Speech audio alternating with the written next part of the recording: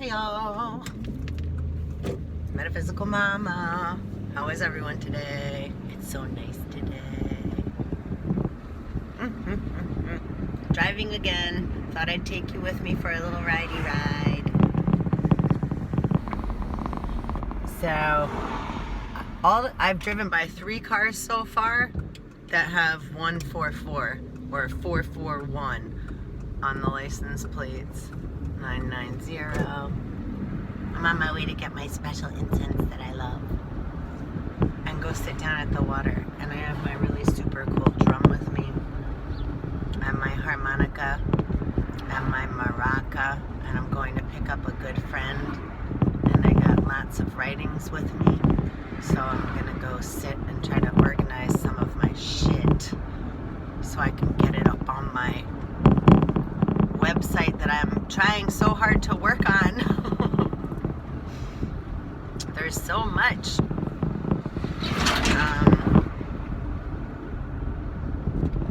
Sorry, I smoke. If anyone's offended, shut me off. So yeah, I don't know. It's Tuesday.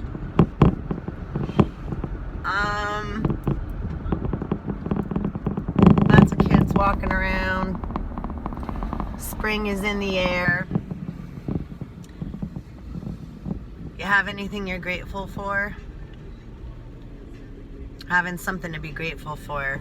Finding something to be grateful for if you're feeling shitty or having some dumpy thoughts is a good way to get yourself out of that shit. Right? It's like, wait a minute, why am I thinking that way? Shut off that record. Shut that shit up. That's what we want to kill. Shut up. Tell it to shut up. So you have clear space and some clarity. Because we don't need, that's one of the things we absolutely do not need. You know what I'm saying?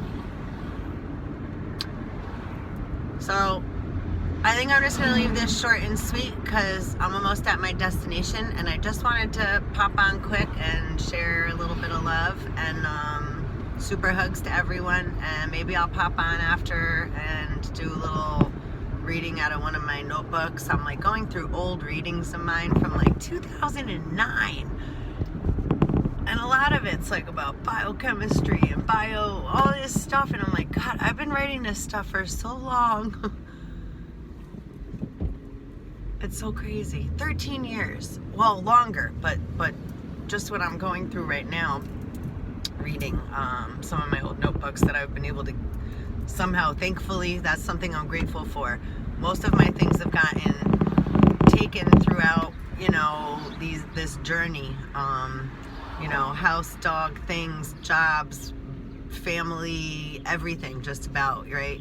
Almost everything I've lost more than once, and I say that in light terms now, but it's not light going through it, and I'm still going through it, and I'm still in complete limbo, just floating along the waves of the currents, right? So 333, as I just said that. But what's carried me through all this time and space is friends and faith and listening to my guidance, because if I was not listening to my internal guidance, I would never have made it where I am right now this far. Which from the outside looking in may not look like I'm in such a great place, but from the inside out, I feel pretty fucking good. I know I'm on the right track. I know I'm right where I need to be, and that's all I need to know. It was just 412, and that's my nana's birthday. And then 414, 144 again. Shut the door.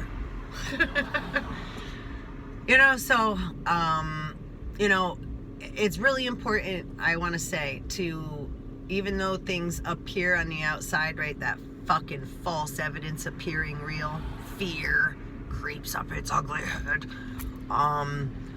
It's not, you really have to listen to your inner guidance, because things as they look or get thrown at us may look really ugly and scary, and we may get really offended and feel defensive and triggered, which is all part of the said virus, how it's affecting everybody. And So I'm at a crazy intersection right here.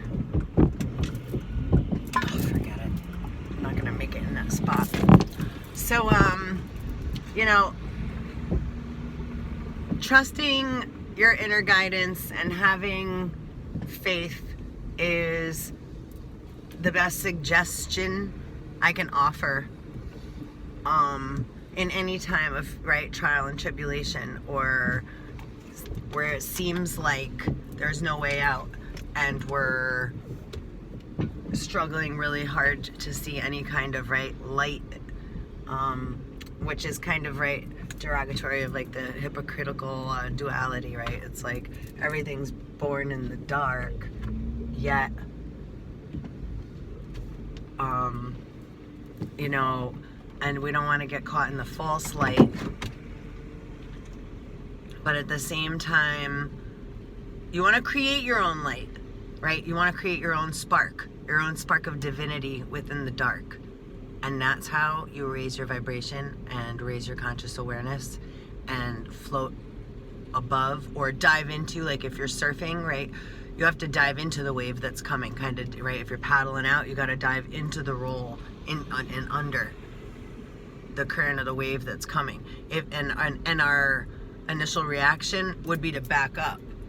Like say if you're standing in the water and a wave's coming. If you stand there, it's going to hit you and we're going to get whacked back, right? The pressure, the wave is going to push so much force and gravity against us that we're going to get knocked over or pushed back. But if you dive into the wave underneath it as it's coming, you miss that current, the push, right? So you don't get so stuck in that feeling of decompression and chaos, etc. You know, so I think that's it for now. You know, do your best to just like in Nemo, all swim together and just keep swimming, and try to catch yourself when you're in the middle, you know, of right, when we get hit by a wave, because that's metaphor too. So we get hit by a wave and our energy gets brought into a chaotic state, a reactive state, right? We're having an allergic reaction to a thought or a word that was either said or that we thought, or that's repeating in our head, or that snuck in and it's like ding ding ding ding ding ding ding ding ding ding ding, right? So real important to try your best to start to recognize when your pattern of thinking or your train of thought, right? Your train of thought, where is it going? Don't let it take you out too far, right? Just again, think of walking out into the ocean. You don't want to swim too far out, right? Where you can't make it back in. You know, try to, right? Everything's relative. So whatever you can relate to or with, right? Like a car, how a car works, right? It could be an idle. That's like while we're sleeping, the car is still idling. But when we get in and turn it on, when we wake up in the morning, right? Then our engine's running. We gotta let it warm up a little, drink a little water, get moving. Now our organs start to move. We start to wake up, right?